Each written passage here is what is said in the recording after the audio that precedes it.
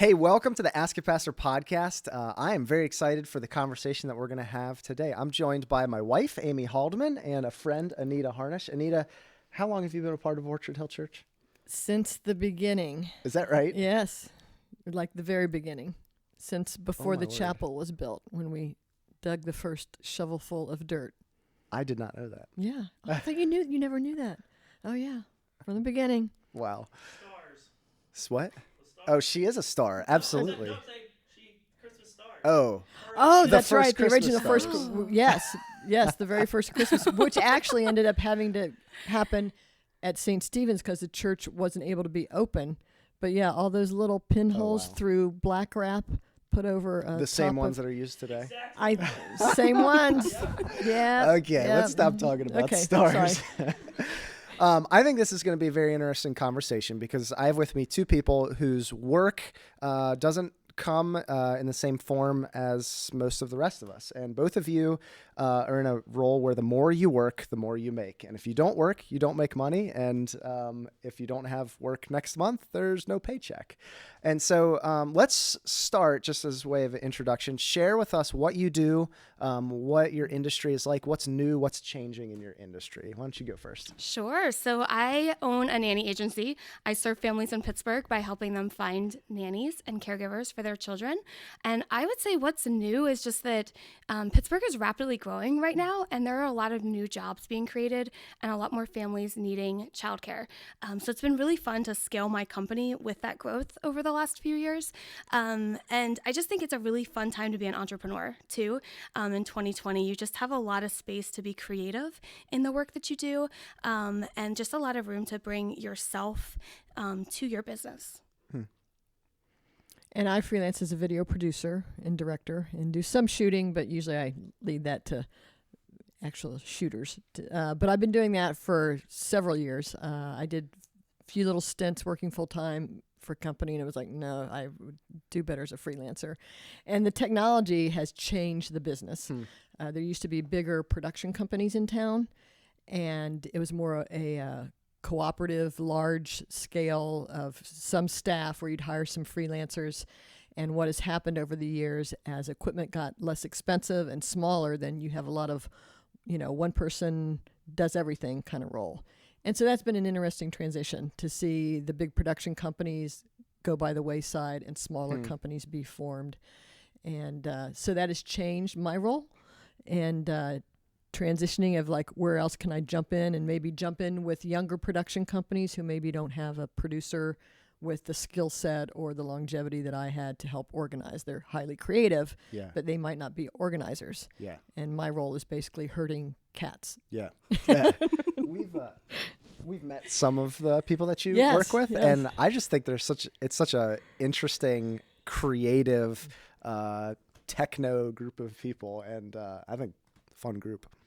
What you mentioned about the city of Pittsburgh changing, you know a lot and spent a lot of time in the Strip District. What are some things that you've seen? Just I like being in the Strip District. I feel like we get a front row seat of what's happening in the city. I don't know. What do you see? What do you both see in that? For me, well, I've been in the Strip District I remember when everything was shut down on Sundays. It used to be a Monday through Saturday for the vendors. And then I forget how many years ago, because of Steelers football season, then it was just like, okay, we're only open Sundays during football season. And then that became, no, we're open 7 days a week. Some shops close on Monday because now Sunday is such a high traffic area. But I remember when it was all warehouses. I remember when the Cork Factory, which was a gutted place, I actually shot some band video footage in the Cork Factory before that got renovated. There used to be some skateboarders in there and ramps and crazy stuff. And to see from that first loft space, and now if you go on Railroad, and it's almost a straight line all the way up to Lawrenceville with buildings being built. It's amazing. It's crazy. And I send you articles. I send you and Kurt articles all the time. I'm like, here's another building going up. Yeah. Here's another investment. So I kind of get scared because I love the old part of it, multi-generational businesses. But it's great to see the growth, and you just hope there's a proper balance between the two. They are doing a great job of the new development, making it feel like that. But you're right. The challenge is, as everything develops, rents go up. Is that going to squeeze out the mom and pop shops that have been there for a long time? What about you, Amy? What do you see just in terms of, you work with very high-end clients, and what do you see there? I mean, I'm a luxury service to clients, and I think my clientele has changed a little bit over time too. I think when I first started, I saw a lot of physicians and attorneys and the people that you would think have nannies, but I've seen a lot more just people coming in for tech jobs and looking for nannies more recently. So I'm definitely getting a lot more Google employees that are coming to me looking for help with their childcare. So I've just kind of seen that change a little bit. Interesting. All right. So I think that the two of you are going to have a unique perspective that we all can gain from just in thinking about money and thinking about work and, work as idolatry, money as idolatry. If somebody is in sales, if somebody's a contractor in some way, they deal, and that's actually a large amount of people, they deal similarly with what you guys deal with, where really your time is money. The more you work, the more money you make. You have to make hard decisions about, do I have enough time to take on an extra client? Is there a place to say no? There's no guarantee that you have work tomorrow. So my first question is, what do you love about that sort of work environment, and what are some of the challenges or frustrating aspects of it? Well, I always tell people I learn a little bit about a lot of things. That's what I love about production. So I've been on a tow barge on the Ohio River with a third generation tow bar operator to interviewing the CEO of a Fortune 100 company and everything in between. So I love that because I learn all this little bits of information. So I like the variety. I like working from home. I could be prepping at home. I could be in an edit suite. I could be on location. So I just like that variety. But it is like a roller coaster.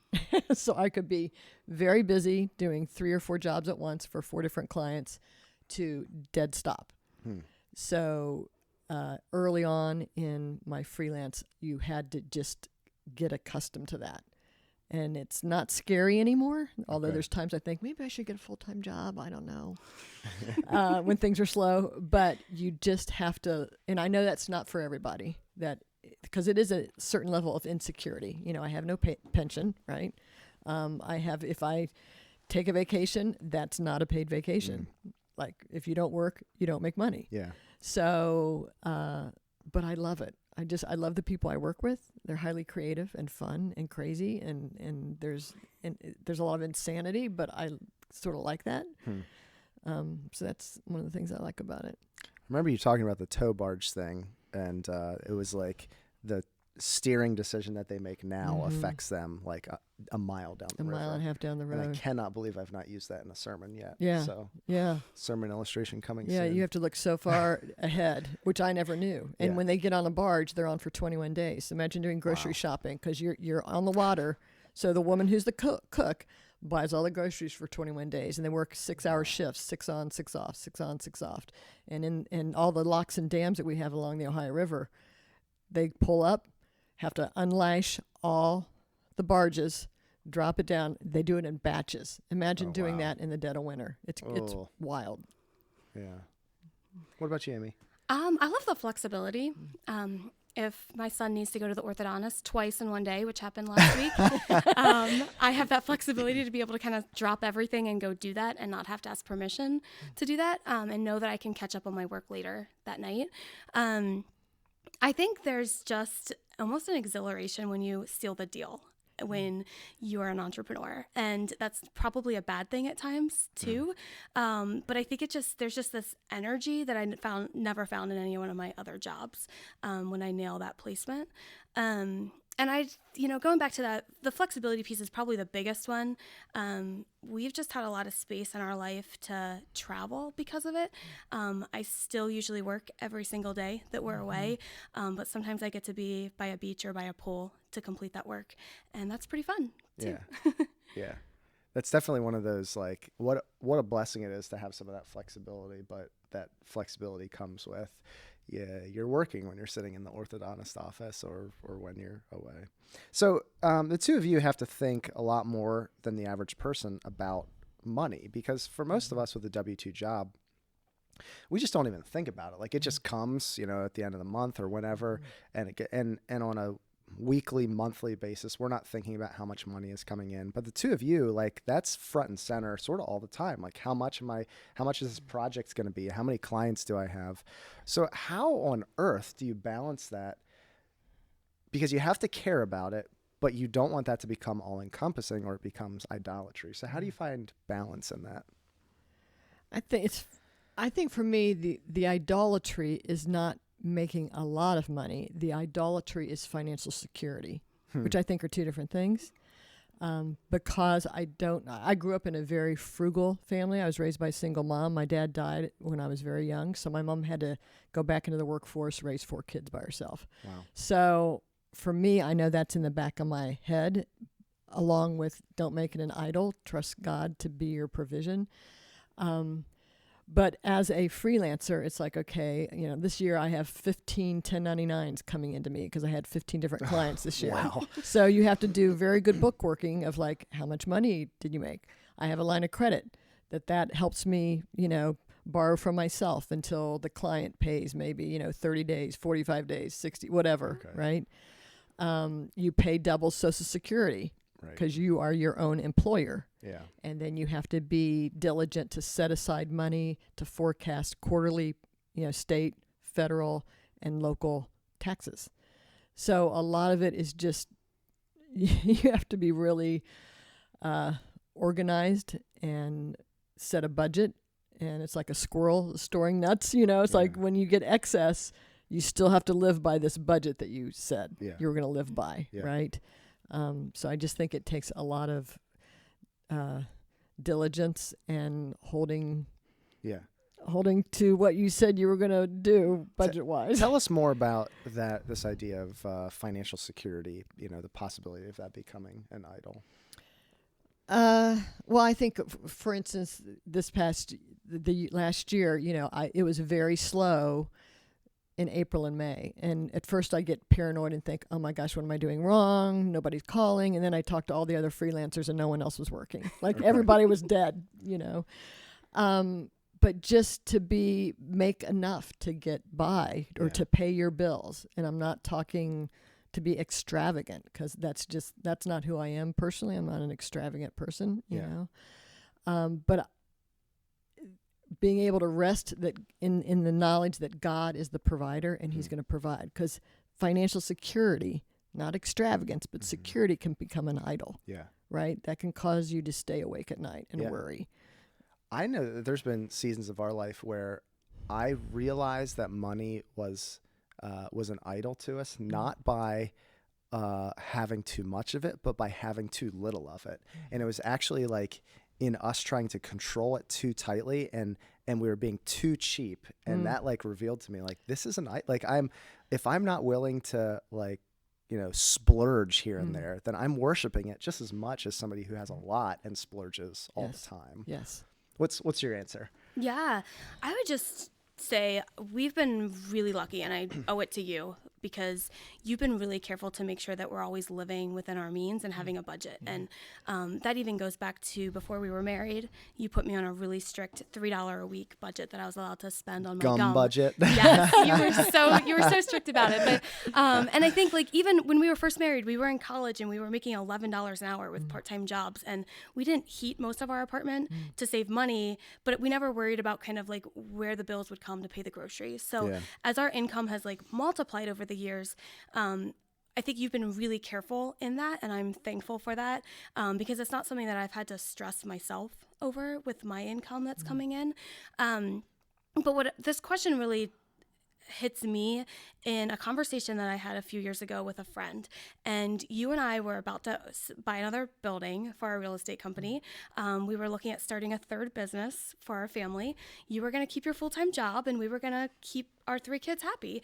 And we were just excited to tell him about all of these things that we were doing in our life. And he stopped and he looked at us and he said, like, what's your enough? When are you guys going to stop? And I was offended because I'm thinking, why can't you be excited? Like, we're so driven, we have such a good work ethic. And, but that question's like hit me pretty hard. I'm a 3 on the Enneagram, and I'm constantly comparing myself. Tell us what that means. So Enneagram's a personality test, and it basically gives 9 different numbers. And most people fall within 1 to 2 of those numbers on the Enneagram. And 3s care about their self-image, and they like to work really hard, and they like to compare themselves to what they were and what they've done previously. So I'm constantly kind of looking back going like, what can I do better from, last year and last month, and how can I hit better goals? And when you pair that with being an entrepreneur and pair it with being a Christian, it can kind of have some like conflicting ideas in that for sure. Yeah. So I've kind of had to take a look at my heart and realize like my calendar is probably a really good indicator of what my heart is. And trying to define those things that are really important. And in our family right now, I would probably say that those things would be like family, making sure we have family time, making sure that we have time in our life to build relationships with people that are not lost, and making sure too that we have time to serve in our church. And I'm trying to add rest into 2020 into that list. But I've tried to just block off time on my calendar each week to make those things happen. I took email off my phone a year and a half ago, which was scary. Like 95% of my job is run on email. But it's been a clear indicator for me to say like work has to stop at a certain point. My calendar shuts off at like 11:30 on Fridays. And that's so you and I can go on a date and so that we can spend time with our kids Friday evening. We have traditions of family pizza and movie night, and our kids sleep over in our room Friday nights. And Saturdays, if someone would ask us to do something with them, we'd probably say no, because we're too busy just lounging around the house in our PJs. So I think for me, like our question of enough, like we have some big goals for that for our family, but I think to make sure that I'm not overextending work at times and making work an idol, it's making sure that there's time on the calendar for the things that are important right now. Okay, I'm gonna press the button.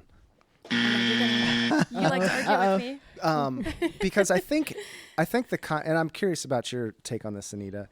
The conversation about when is it enough is something that I guess I would sort of want to push back on, because there's this part of me that looks at, we have this like real estate thing on the side, and when someone asks a question, when will you have enough?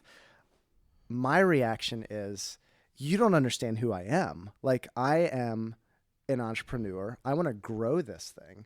And so there's never going to be enough. Like, we always want to grow our work. We always want to grow our businesses bigger and do more. Now, I definitely think that there is enough in this season. And, we would say that the past season for us, we way overcommitted. We tried to do way too much, and it wasn't good. And if we could go back, well, I'm not very good at being able to say that I do it differently in the past.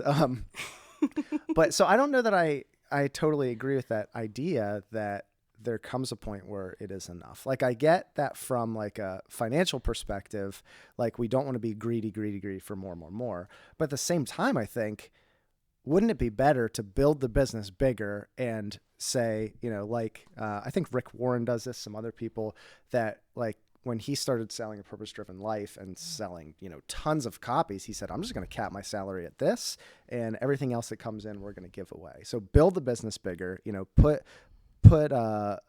things into play so that it's not, so that you're not working 80 hours a week or even 60 hours a week. I think where the challenge comes in is if you're not putting boundaries that are really practical in your life. I'm the kind of person that will work an 80-hour work week. And what I realized in the last couple of years about our life is that I was overstepping boundaries, and I had to make those walls in our life, and I need to make bigger walls right now, and I'm working on that. Yeah. So it doesn't necessarily mean like, hey, we're going to stop what we're doing, but we need to protect what we have here. Yeah, I think that's right. Yeah. And I think, it's interesting because when you present the questions and you talked about, was there ever a time that you turned something down? Yeah. Early on, in the career, it's like, say yes to everything. And what that can do is wear you out emotionally and taking on jobs that you really don't believe in, or working over holidays, which just creates a great deal of anxiety. And right before a holiday, Christmas time, I'm going to say Christmas time, whenever this airs. But back before Christmas time, where we had the women's Christmas coming up, and then I was speaking for the one Messaging Carols. I had a call from a producer in Florida about a production that was coming into Pittsburgh. Okay. And they wanted to bring me on as like a line producer. And knowing, it's like I'm at the point now, it's like I knew how that thing could become this monster. It would be a crap load of money right before Christmas, but it would be right before the women's event and me talking. And so I declined. And even the initially I said I had other commitments where this woman thought, oh, you just have 2 jobs of work that you've already committed to. And there's always a thing in our business that if someone calls, let's say I booked you for 1 day and somebody says I could use you for 8 days. It's just understood in this business. Call me, let me know. I'll find a replacement because I want you to earn more money because you're a freelancer. Okay. So I finally said, well, no, I have 2 things tied to church. That's why I'm turning this down. And the reason I did it was because, yes, it would have been a bunch of money, but I know that I valued my sanity more. And I knew that even though they said it wasn't going to be a big deal, how these productions, especially out-of-town productions, grow and grow and grow and grow. And I would have just been wrecked. I probably wouldn't have made the women's Christmas party. I would have been a mess before speaking, and I would have had to roll right into an all-night shoot. And I knew I didn't want that for my sanity. So I said no, because that was a better boundary. You know, that was the boundary that I had set up, was to say no for that. It could have rolled into getting called again down the road, whatever. Yeah. You know, I just valued my sanity better. Well, we appreciate you saying no to those things. Both of those things were awesome. The Women's Christmas Gathering and you speaking at that service was really good. What's your answer to that? Do you ever say no to a client?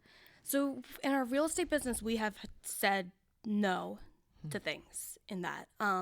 We've said, hey, we're gonna just not get rent in this apartment for a month because we need to focus on other things. And said no to me doing the work instead of right. And I think that's felt someone. a little bit easier than what I think Anita and I feel with, because I think the hardest part is not saying no to that client, it's saying no to the potential referrals down the road. Like that's the part that just kills me. Because you know it could lead to something else. Exactly. Yeah. So I've really failed. I have a feeling you might not be a 3 on the Enneagram. I'm a 2. Okay. So I love 2s. Oh, thank you. They're the best.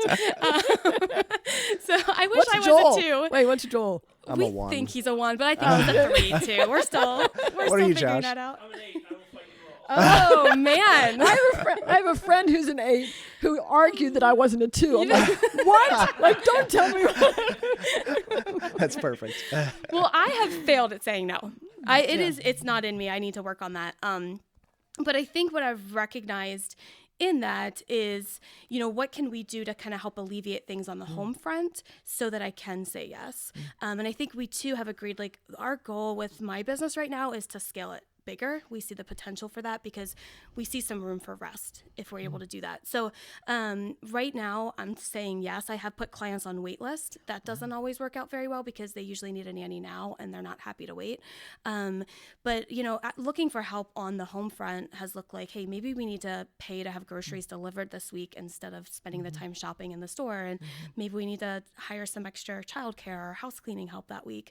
But I think when, you know, every person in any industry is going to have a season of hustle. Yeah. And I think the important piece is to make sure that that hustle does not turn into autopilot for you. And I think that's turned into autopilot for us the last couple years. And we're trying to back out of that a little bit. So now the question is, you know, do I need to scale my company and bring on a bigger team? People say the first hire is your hardest hire. And I did that last year and it was the scariest thing I've ever done, but the most life-giving thing I've done for my business too. And it's just given me that confidence to make those steps for future. So trying to bring a little bit more balance into that hustle right now. Okay. Did you both realize early on that you were entrepreneurs? Because it never hit me that I was until like recently. I always just said freelance, but it's like, oh wait, I kind of. So like, did you go into your business thinking I'm an entrepreneur, and then it finally, or when did it hit that you guys were both entrepreneurs? I didn't believe it for a few years. Yeah, I didn't either. I would say. So what made only you believe a couple it? Years ago, I think probably the latest business that we started was for me. I realized I was finding myself getting really excited. We bought a building, and we're talking about what do we do with the commercial space, and there was just this like real excitement about like, yeah, we can come up with an idea and we can make something that's profitable here. And that was for me, like realizing like this is part of who I am. I think you're a lot more of the starter. Joel's the one that pushed me to start my business. Really? Oh yeah. Kindly. He was good about it. I had the idea, and I think I don't have the right words. I'm not confident enough in myself. And Joel's quote about himself is what? Always confident, sometimes right. Exactly. So, Great so statement. like That he should was be just a T-shirt. and Joel's the type where he'll just figure something out. Like, where I don't have that in me. I've had to teach myself that I can just figure stuff out. Yeah. Google is amazing at asking questions too. So yeah, I think like you definitely pushed me to do it. And the days I wanted to quit, you were like, just keep doing it, Amy, keep doing it. And it probably wasn't until 3 or 4 years ago when I really saw my company grow that I saw the potential and saw my role in aiding that growth too. Yeah. I think you know, Anita said something here that reminded me that like, you have had to say no to clients when you realized those clients were going to drain the life out of you because you saw something dysfunctional about them, or it wasn't going to be a placement that was necessarily guaranteed. Yeah. Well, okay, so let me ask this question. So Genesis 11 is a story of the Tower of Babel, right? And the problem with the Tower of Babel is God tells the people, go spread, disperse all over the earth. But instead, they're like, nope, we're going to stay here, build a tower. And it specifically says that they wanted to build a name for themselves. And that was part of their sin. Your business is tied to your name. True. Your name is your business. So how do you walk that fine line of saying, I need to care about my name, but not worship my name, as was the case in, or I wouldn't even say that they worshiped their name in the story of the Tower of Babel, but there was this pride, this protection of their name that led them to build this tower. I'd like Anita to go first. Yeah. So, you know, early in my career, I'd be knocking all the doors.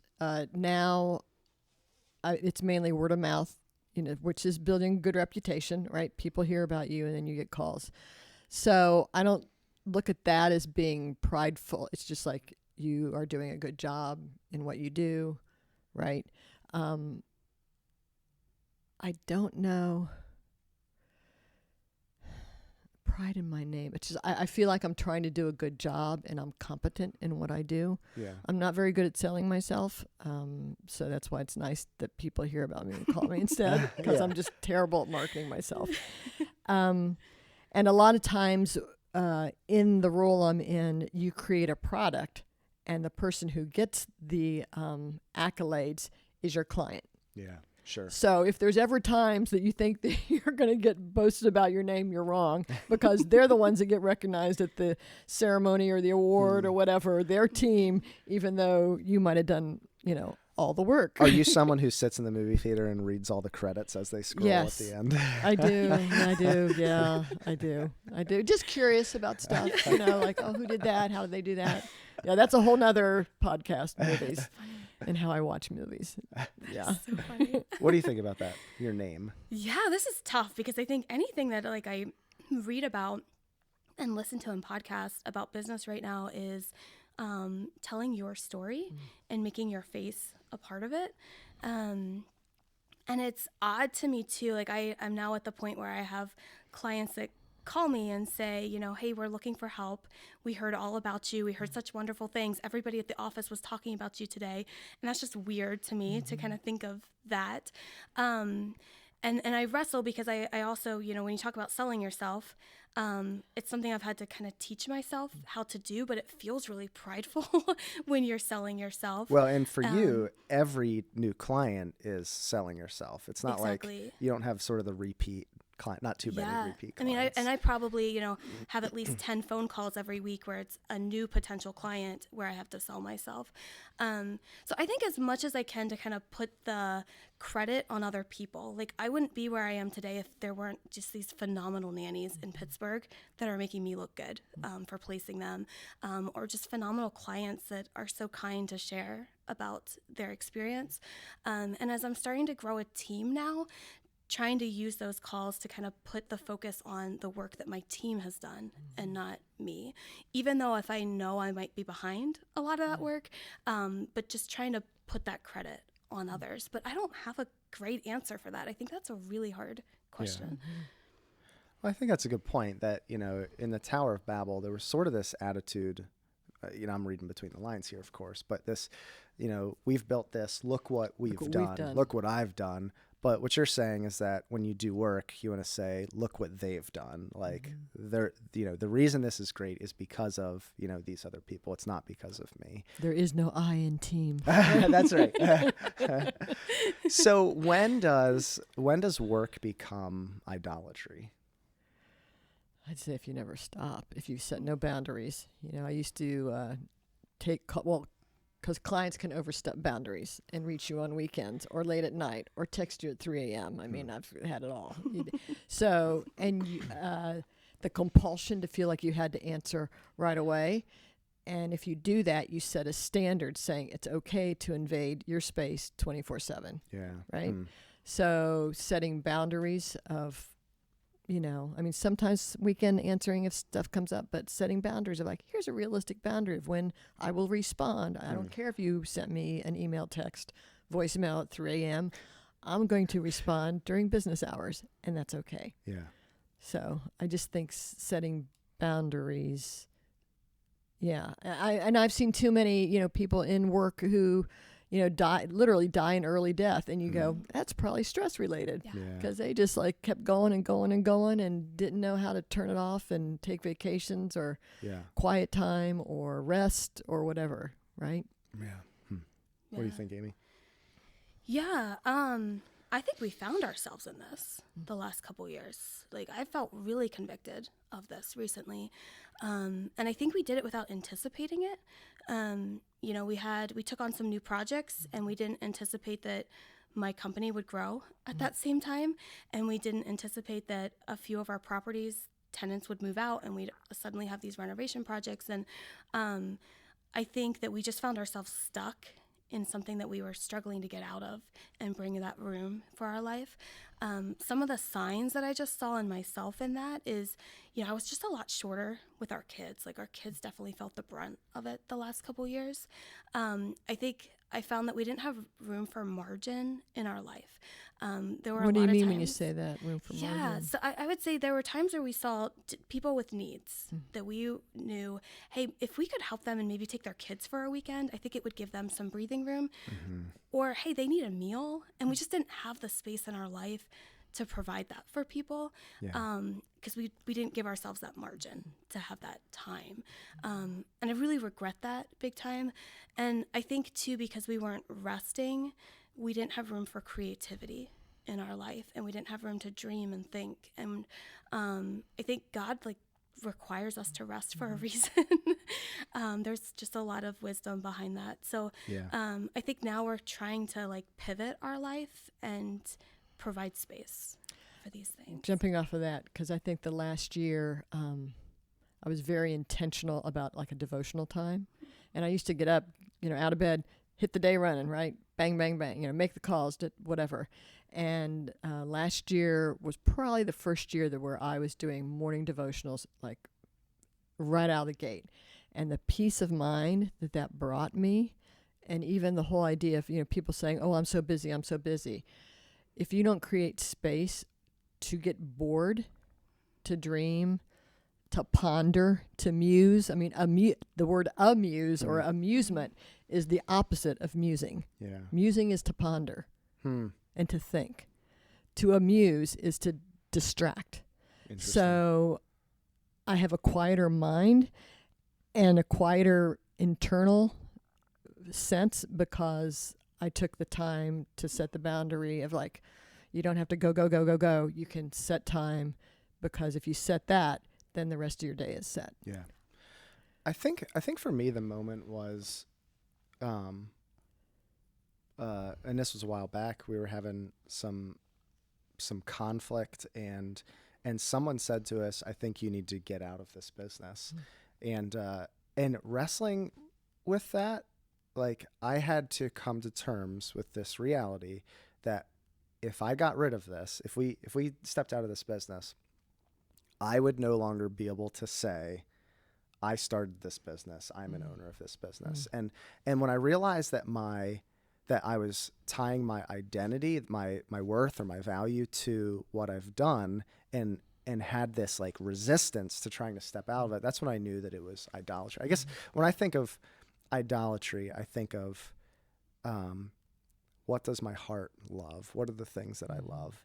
And if I'm defining myself by something, if I'm loving something so much that I can't get rid of it, Right. then that's a telltale sign that I've, made this into an idol. And so I think, for the average person, could you step out of your job? Could you be unemployed and be okay with that? And when people ask you what you do, that you don't have, something impressive to say, I think like if that causes you like mental anxiety, like the thought of that situation, then I think you'd probably want to label that as an idol. So for the person who does get in that situation, how do you even begin to fight idolatry? I'll have a better answer in 6 months. I'm pretty I'm like put a stake in it. Like that's my internal language. If I catch something that I need to deal with, just like, Lord, drive a stake right through it. Just go for it, which is very, I don't know, German of me. I don't know. Just do it. Yeah, well, recognizing it is one good thing. God's so gentle. That's what's so, I may be forceful in my thinking, like, just deal with it. But God is so gentle. But he does bring stuff to mind, right? Of like stuff to deal with. And when we find ourselves, like, where do we put our affections, right? In our identity or whatever. And even when things were slow last year, and it was like, Lord, do I need, if you want me to do a full-time job, I'll do it. I don't want to, but I'll do it. Or what other avenues could I go into? Because, part of producing is being very organized and detail oriented. And so, yeah, I think the willingness, right? Just the willingness to say, I will turn this over if that's what is required, right? I think there's this beautiful part in the Tower of Babel where God, the key word or key sentence in the Tower of Babel story, it's a very structured story, and the very center of it is God came down. And it was God's judgment at the Tower of Babel, changes their language so that people, have to give it the project and scatter. And that was God's judgment, but God's judgment was his mercy to them. And I just think, like, even in our situation, thinking about this business, where we've, had to wrestle with, should we stay in this? And that's, hasn't been decided yet. Like, we're still in it and might be, for who knows how long. But that, like, conflict that came in was God's judgment, but it was also his mercy, because it helped us see, like, oh, this is what this is doing to us. This is how this is affecting us. I'd add too, for us, like, I know that we've kind of hit this hard point in our lives with our work, that we know that we need to make some drastic changes in it.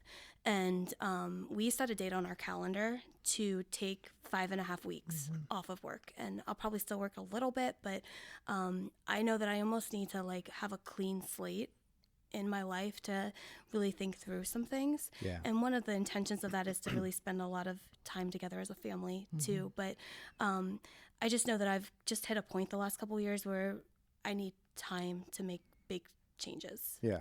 And that'll be really good for all of the areas where we work too, because it's going to force us to say all the things that depend 100% on us are going to have to exist without us. And so that's good for multiple reasons. That makes me think, if there were 2 points in my career. Well, originally I was going to go into nursing school out of high school. Changed my mind, ended up going to High University. Long story, that's a whole other issue. And then twice since that in my career, I thought of getting out of production and going into nursing. My mom was a nurse, and I love blood and guts and gore, and I'm not afraid of hospitals. But I spoke to a friend who was a businessman, and both times he just said, he goes, it's not that I think you need to go into nursing. He goes, I just think you're burned out and you just need a break. And that's what you think your out is to change careers versus the fact that you're fried and you're exhausted and you just need a break. Because he had experienced a similar thing where he thought he needed to change careers completely, and that wasn't the case. He was just burned out. And so sometimes I think we need to change stuff or drop stuff, and it's like, no, you just need a break. Interesting. You know, it doesn't mean you have to give up right? It's just, you just need a break. Yeah. And the break will help you figure out whether you need to drop it or not. Yeah. Let me throw out 2 rapid fire questions. Think of, just a few sentences to answer these with. What would you say to someone who's sick of working for the man? I know that's entirely sexist, but I've not heard that said any other way. And they want to go into business for themselves. It takes courage and guts. My answer's longer, but I would just say, make sure that you know what you value in your life and guard those things fiercely. Make sure that you have the financial means to make smart decisions in it. And run after it, chase after it. I think God puts desires on our hearts for a reason. And I think that you just need to make steps to, even if that's an hour or 2 every day, to pursue that dream. And read up on books on business and podcasts. There's so many options out there today. And just know that you're going to mess up. You're going to make errors. And those times that you fail, you are probably going to make the best stories in a nursing home one day. So just have fun while you're doing it. There's a book that was influential to me called The $100 Startup. And the premise of it was, don't quit your full-time job. Just take, you got this dream, take a few hours, start small, start baking muffins in your kitchen and selling them on the street, before you go and quit your job and start a bakery. And I think that's a great... Well, I actually have an old neighbor who did that. He used to work a full-time job, did a side business of candles and bath bombs and soaps, and it reaches a critical point. You're working 2 jobs as this new business is coming up, and finally it got to the point where he could quit the full-time job. And now he's working full gangbuster on this his own personal business. And he's learning to put some boundaries in place because he's working all the time, but it's the happiness level is so much better. Yeah. All right, last question. How does your profession fulfill God's mandate to fill the world and build society?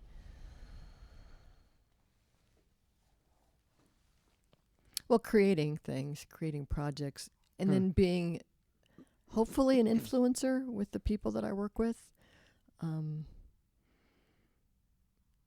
I think everybody who knows me in my work environment knows that I'm a Christian and that I'm a Jesus follower. And I hope there are attributes in who I am that come forward, whether someone experiences a loss or a critical time in their life, that I can be a person that is open and available to speak to, and provide a resource or provide thoughts about God and Christ that maybe other people would not be providing. Yeah. And opportunities come up, weird stuff out of left field. It's just crazy. You just never know. You never know, right? And I would say, thinking about the specific work that you do, you are, first of all, you've shared some projects that have been really awesome, stuff on campuses, but even just in serving businesses, you've served businesses that we all depend on for things to come to our door in a timely manner. And we love them, and they do a lot better than the USPS. And seeing those businesses thrive makes our world better. This is a hard question for me because I thought I'd be doing urban ministry, and I thought, did you? I thought that was going to be my life, that serving just inner cities and helping the poorest of the poor. And instead, I'm here providing this luxury service that I'm sitting behind my laptop every day, and it's sometimes just hard to kind of grapple, where is that in the kingdom? And I think even just in our family, you're doing ministry full time, and what's more important? So this is a conversation we have a lot in our home. And I've kind of just come to recognize in that you know, I'm serving people, I'm helping people find quality childcare so they can go off and do their jobs. And, you know, whether that's a professional athlete, whether that's a physician, an attorney, a surgeon, like out there saving lives, I get to be a part of that bigger picture. And I'd say too, like I have had the opportunity to kind of raise that bar of professionalism for nannies in Pittsburgh. Domestic workers are just kind of known to be taken advantage of throughout history, and really be able to make sure that they have fair pay and health benefits and that they're being treated with kindness has been a really big piece of it. I think a third piece that I've wrestled with, because I thought that we were going to be really poor, and I thought for some reason that there was something more Christian about that, to be living poor life. But I think that God put some people on earth to make money, to have that opportunity to give it away too. And that's something that I've always made a part, no matter how small that paycheck was, to give back a part of that to help his ministry and his kingdom too. One other thing I wanted to say too, when you mentioned Joel does ministry and what you do, I mean, I think of Francis Schaeffer, who always said there's no distinction between sacred and secular. Everything is sacred. Yeah. So it's like everything is sacred, right? That's no right. matter what we do. Yeah. Right? And I'd like agree 100%, but I think the tricky part is when Joel's off to like do marriage counseling and save a marriage, and I have 100 emails to send, it's hard to feel that in that moment. I don't save marriages. I don't think I've... Okay, I'm just throwing something out there, okay? Well, hey, thank you both. I really appreciate your time out of your day, and thanks for being here on the podcast. If you have questions, please send them to askapastor at orchardhillchurch.com, and we'd love to take a look at those in the future.